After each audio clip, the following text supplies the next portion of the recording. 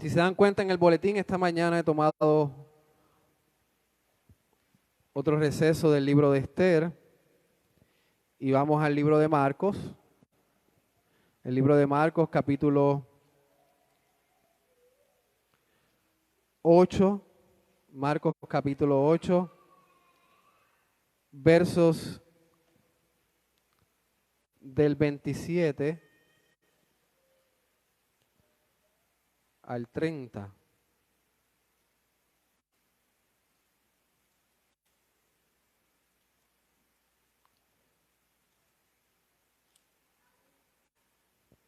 Y este es uno de los pasajes quizás bastante famosos, bastante conocidos dentro del círculo cristiano. Pero es un pasaje que también debemos de escuchar una y otra vez, pues es acerca de una confesión importante. Es acerca de una confesión que realmente puede cambiar la vida de alguna persona. Aquí vamos a ver cómo se le da el título a Jesús de Mesías. Se le da el nombre a Jesús de Mesías. Y esto la verdad es una confesión, el cual puede llevar a un pecador a la salvación. Esto es una confesión que aquel que no lo confiesa puede que caiga en la perdición eterna. Nosotros tenemos el credo de Atanasio, recuerdan, muchos lo han leído, donde explica la Trinidad, donde explica las tres personas de la Trinidad. Y dice, si alguno no cree en esta confesión, no puede ser salvo.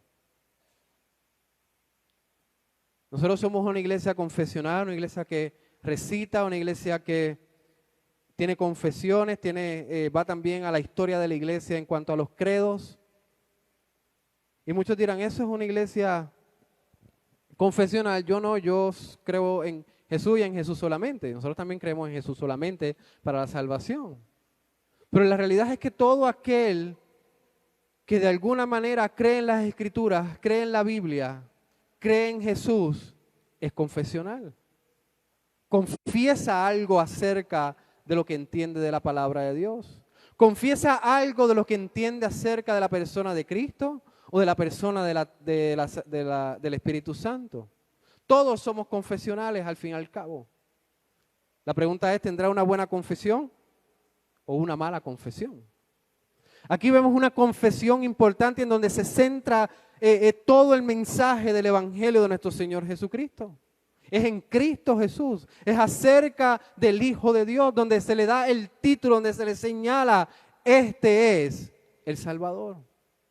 Fíjense que cuando Pablo entró a Corintio, cuando Pablo escribe la carta de Corintio, con todos los problemas que había en Corintio, con todas las situaciones que había en Corintio, él dijo, no quiero saber absolutamente nada, sino solamente a Cristo y a Cristo crucificado.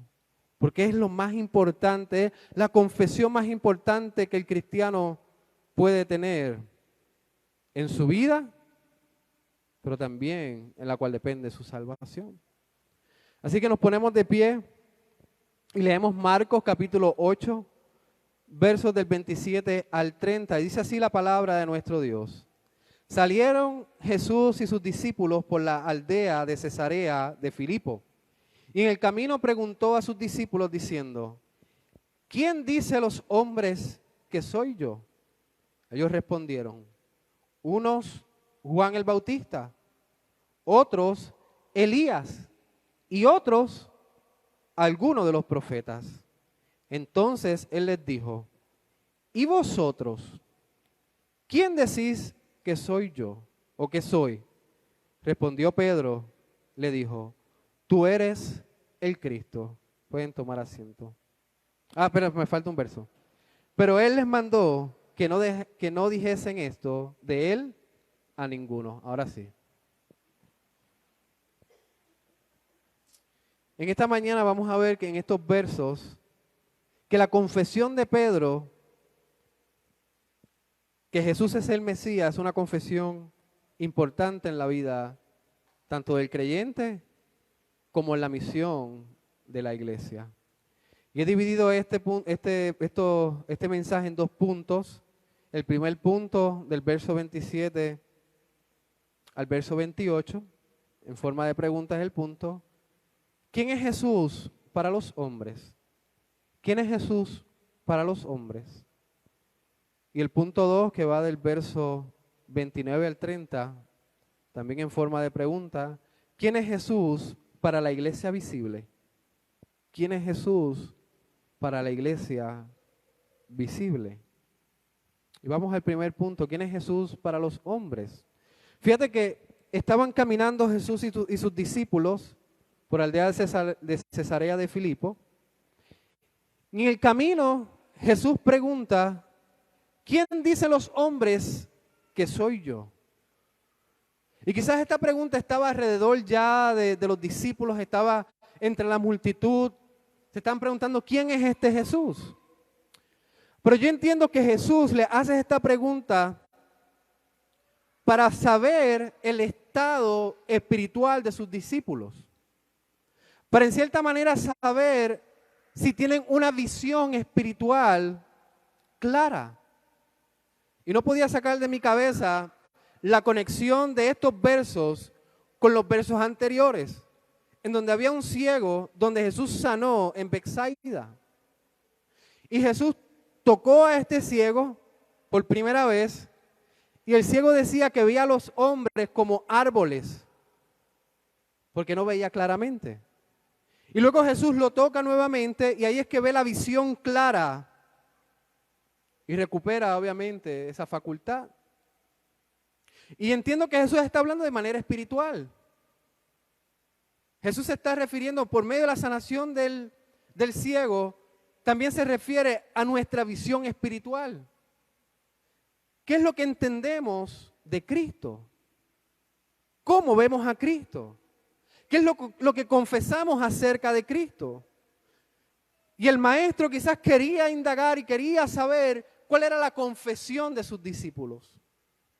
Y es que viene la pregunta, ¿quién dice los hombres que yo soy? Jesús quería saber qué es lo que decían los que están fuera de su círculo, fuera de la iglesia, en la comunidad. ¿Qué es lo que dicen los hombres acerca de mí? ¿Qué dicen los demás de mí? Él le pregunta a sus discípulos. Y ellos obviamente contestan lo que habían escuchado en el camino, lo que habían escuchado de la multitud. Y les dice, bueno, algunos dicen que eres Juan el Bautista. Algunos dicen que eres Elías. Y otros, algunos de los profetas. Y esto es lo que como decimos acá, se cocinaba entre la multitud. Esto es lo que se hablaba, se comentaba en la multitud. Cuando dice algunos de los otros profetas, quizás algunos estaban diciendo, este es Moisés. Este es Moisés, el profeta Moisés. Fíjense que todos son profetas, pero Moisés no es mencionado. Y otros decían, este es Juan el Bautista.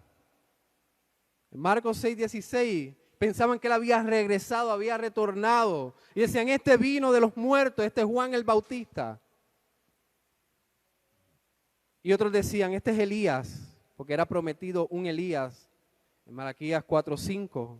Y creían que él era el que había venido, el que había regresado, el que estaba prometido, Elías. Fíjense que ninguna de las respuestas era la correcta. Ellos pensaban que era el profeta, que era un buen hombre, que era un maestro, que enseñaba cosas con autoridad, cosas profundas. Reconocían también la pasión de Cristo, reconocían la compasión de Cristo, en donde Él tocaba a los enfermos, en donde Él caminaba en la multitud, en donde Él se sentaba con pecadores y comía con ellos.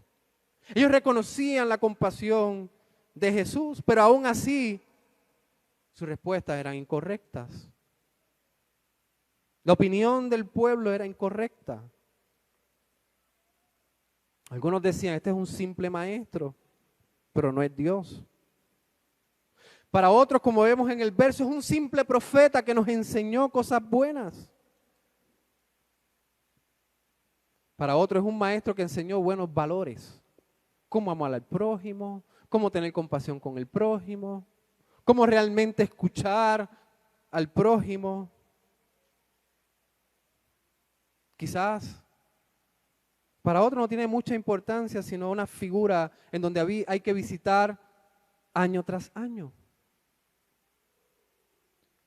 Ya se acercan las Pascuas, quizás hay mucha gente que se acuerda de Jesús en las Pascuas.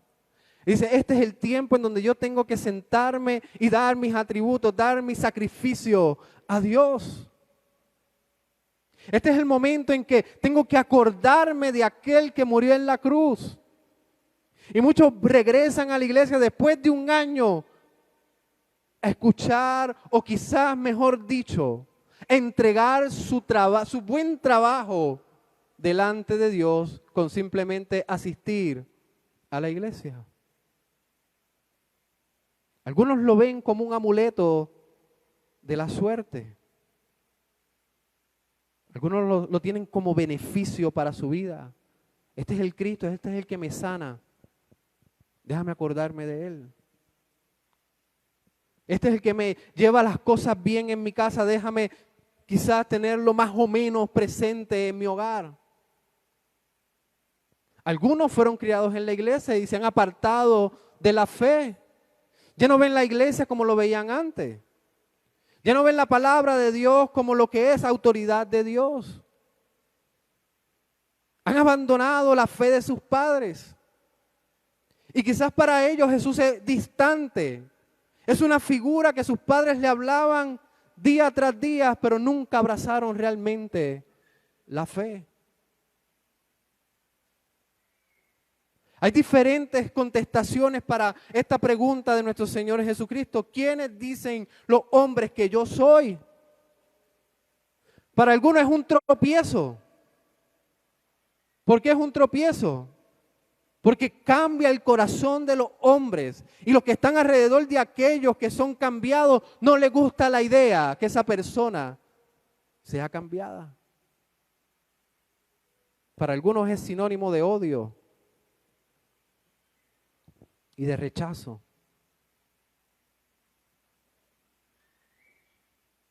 Para otros Jesús no significa absolutamente nada. No significa nada. Una persona que vino a proclamar, que vino a hablar de Dios en la historia, pero realmente dudo grandemente que Él haya existido. Y para muchos han creado su propio Jesús. Un Jesús que los apoya en todo. Un Jesús que a pesar de sus pecados y de su vida desorganizada, Jesús me apoya. Un Jesús que cumple los deseos y lo utilizan como un muñeco o como un genio en la lámpara donde va a cumplir todos sus deseos.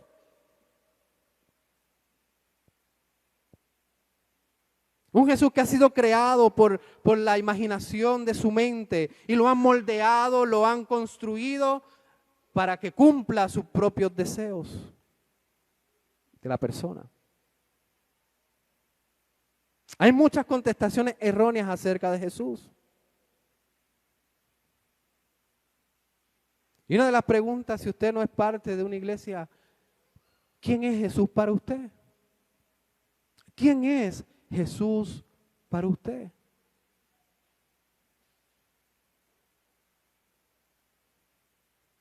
Quizás su respuesta sea como las que los apóstoles están describiendo. Algún profeta más que vino y está entre nosotros. Pero esto afecta grandemente tu vida. La manera en que tú ves al Señor Jesucristo afecta grandemente tu relación delante del Dios Santo, delante del Creador de todas las cosas. La manera en que tú ves a Jesús puede afectar tu vida eterna o tu muerte eterna. Es necesario tener una idea correcta de quién es Jesús. Es necesario tener el título correcto de Jesús. Es necesario confesar correctamente quién es Jesús. Muchos se preguntarán, pero ¿y dónde aparece? ¿Dónde yo encuentro quién es Jesús? ¿Dónde es que está plasmado? Está plasmado en la palabra de Dios. Los primeros 2 mandamientos en la ley, en los 10 mandamientos, es acerca de no tener ídolos. Es acerca de no adorar imágenes. Nosotros tenemos la responsabilidad de realmente conocer a Cristo, no de acuerdo a nuestra imagen, no de acuerdo a nuestra mente, no de acuerdo a nuestros deseos, sino conocer al Cristo bíblico, al que está plasmado en la palabra. La única manera de conocer su carácter, de conocer su trabajo, de conocer quién realmente es Cristo Jesús, es solamente en las Escrituras.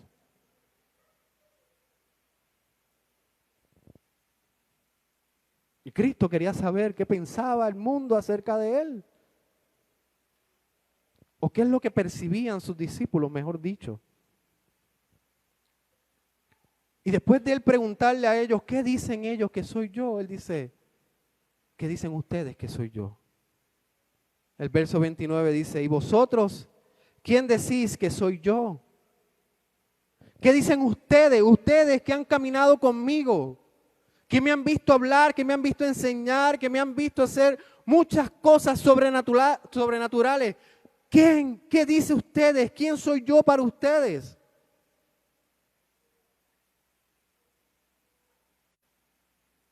Pues ya también esta pregunta estaba entre los discípulos. ¿Recuerdan en la tormenta cuando Cristo calmó la tormenta? Ellos preguntaron, ¿quién es este que hasta los vientos obedecen? Estaba esa pregunta también en el ambiente. Y después de él hacer la pregunta, Pedro, en representación de todos los discípulos, por lo que dice el verso 30, donde él le mandó a todos que no dijeran nada, en representación de todos los discípulos le dice, tú eres el Cristo. Tú eres el Cristo. Y hermano, tenemos que tener en mente que para un judío como Pedro, darle este título a un hombre es algo serio. No es algo ligero. En nuestro tiempo quizás la palabra Cristo es bastante común. Inclusive yo en mi vida conocí a alguien que se llamaba Cristo cuando estaba en la universidad. Así que la palabra, el nombre Cristo es bastante común para nosotros. Ya lo hemos escuchado, vamos a la iglesia, lo vemos en la televisión, lo vemos en el radio, lo vemos en los libros. Es bastante común. Pero para un judío decir Cristo o darle el título a un hombre es bastante serio. Es bastante serio. Porque él está pronunciando que este es el Mesías, el ungido de Dios. El que Dios había prometido en el Antiguo Testamento que vendría a salvar a su pueblo. Él está diciendo, en Jesús se ha cumplido la promesa de Dios para la salvación. Para un judío decir eso no es algo fácil. No es algo fácil. Esta idea del Mesías está desde el Antiguo Testamento en Génesis 3:15. Donde iba a venir la simiente, el hijo de la mujer, para aplastar la cabeza de la serpiente y darle la salvación a su pueblo. Esto también se ve presente, más plasmado, la idea de un Mesías en el Antiguo Testamento, en la promesa que Dios le hace al rey David. En 2 Samuel 7:11 al 16. Dios le dice al rey David, tu reino no tendrá fin. Vendrá un hijo tuyo y se sentará en tu trono por toda la eternidad. Vendrá un rey que pisoteará y pisará a sus enemigos y los pondrá bajo su dominio. Vendrá un rey que no hay quien lo saque del trono de David. Vendrá un Mesías donde el trono de David será para siempre. Y cuando Pedro dice, tú eres el Cristo, tú eres el Mesías, tú eres el ungido, él está diciendo, tú eres David, tú eres el hijo de David, el que se sentará en el trono para siempre. Ya Pedro lo está identificando como la única esperanza del mundo. Ya Pedro lo está identificando como el único salvador para los pecadores. Ya Pedro lo está identificando como Dios mismo, el Hijo del Dios viviente. Esa es la contestación de Pedro. Jesús le preguntó, cuando él le preguntó a sus discípulos, ¿quién decís que soy yo? Le está preguntando a la iglesia, a sus creyentes, a sus oficiales. ¿Qué ustedes creen de mí? Pero hermano, si yo le pregunto qué usted cree de Cristo también como iglesia, ¿qué usted puede responder? Hay discípulos que caminaron con Cristo y escucharon acerca de las enseñanzas de Cristo, vieron los milagros sobrenaturales de Cristo, donde Él sanó enfermos, donde Él limpió leprosos, donde Él le dio la vista al ciego, donde Él calmó la agua. Y aún habían discípulos que no podían comprender quién era Él. Como está Judas, nunca comprendió quién era Cristo. Quizás hay muchos que vienen a la iglesia y escuchan de Cristo y escuchan de la palabra de Dios y por muchos años se han sentado en el banco, por muchos años han venido a congregarse y aún no pueden comprender quién realmente es Cristo.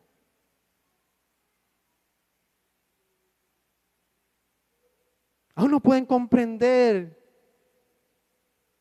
qué lugar tiene Cristo en sus vidas. ¿Cuál es tu entendimiento de Cristo? ¿Es tu Salvador personal?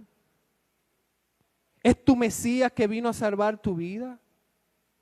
¿Es aquel que te limpia de pecado? ¿Es aquel que te levanta cuando caes en pecado? ¿Es aquel que intercede por ti delante de Dios Padre? ¿Es aquel que realmente derramó su sangre preciosa para limpiar tus pecados presentes y futuros? ¿O simplemente es aquel que te entretiene escuchar de Él? Que tus padres te han hablado mucho de Él, pero no tiene mucho significado en tu vida. ¿Quién realmente es Cristo para ti? Déjame decirte algo, como dije al principio. Si usted no cree que Cristo es el Mesías, y no solamente de título, de labios hacia afuera, si usted no cree realmente en su corazón que Cristo es su Salvador, aún usted está en perdición. Aún la ira, el enojo de Dios está sobre usted. ¿Y sabe de qué manera usted va a pagar su desobediencia a Dios? Con su vida. A la muerte eterna. Por esto es que Cristo vino. Por eso es que es el Mesías. Porque Él murió en el lugar de todos aquellos que crean en Él, que pongan la fe en Él. Porque Cristo lava los pecados de todos aquellos que creen en Él. Porque Cristo le da la promesa de la vida eterna a todo aquel que se humilla delante de Él y cree en su trabajo. Ese realmente es el significado del Mesías, de Cristo.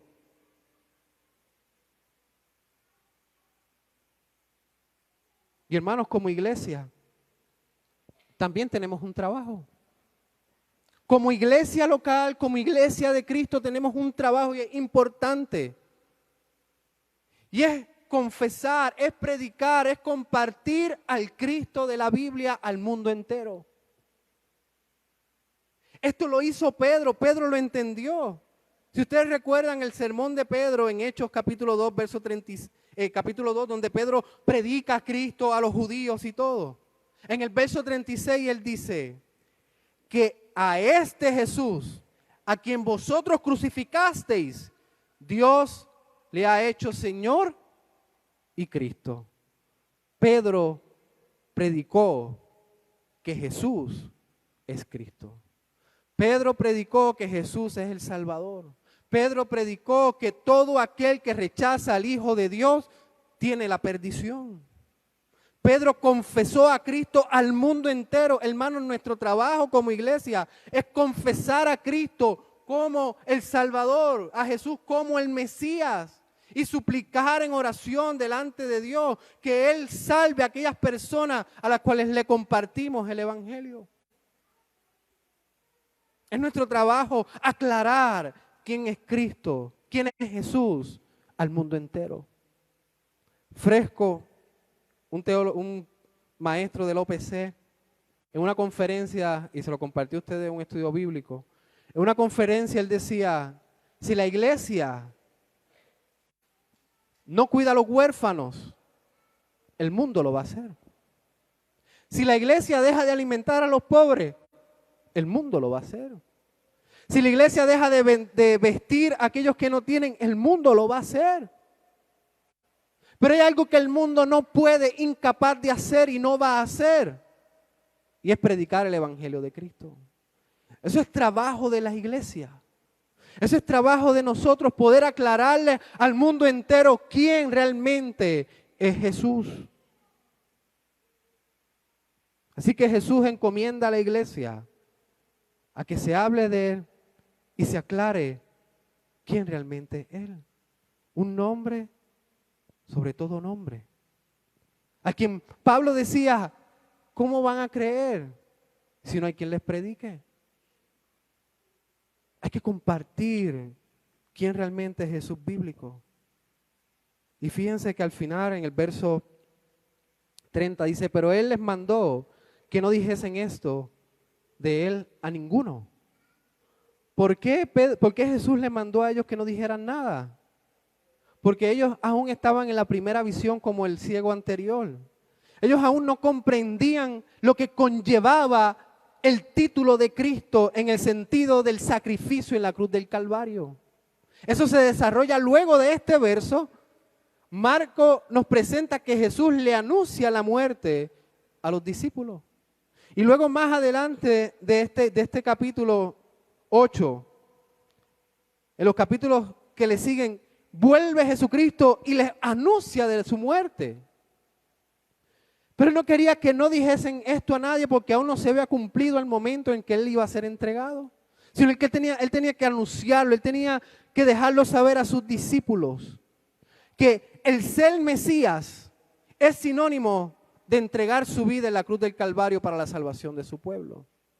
Que el ser Mesías no era un hombre que iba a librar al pueblo judío de manera política, que lo iba a librar de las manos de Roma, no. El ser el Cristo conlleva derramamiento de sangre, conlleva sacrificio, conlleva morir en la cruz del Calvario y conlleva recibir el enojo de Dios en lugar de su pueblo, en lugar de todos aquellos que pongan la fe en Él. Eso conlleva ser el Cristo. Y Él le decía, no digan esto a nadie, porque el tiempo aún no ha llegado. Aún un tiempo no ha llegado. ¿Recuerdan cuando Él sanó al leproso? En el capítulo 1 de Marcos. Él le dice al leproso, no digas nada. Y el leproso se fue corriendo y le dijo a todo el mundo que le sanó de la lepra. ¿Y cuál fue el resultado? Que Jesucristo no pudo entrar a la ciudad porque ya se había propagado su fama. Y Él estaba preveniendo esto, Él estaba diciendo, no digan esto a nadie. Aún ustedes no comprenden qué es lo que conlleva el ser el Cristo.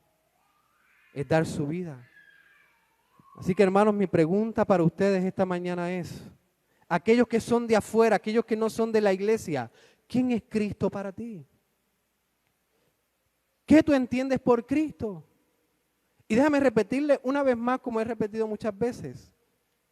Depende de la confesión que tú hagas acerca de Cristo. De eso depende tu vida eterna o tu muerte eterna. ¿Usted cree que Jesús es el Cristo, el Salvador de su vida? ¿Usted cree que Jesús es el Cristo, el que le da la vida eterna y lo limpia de sus pecados?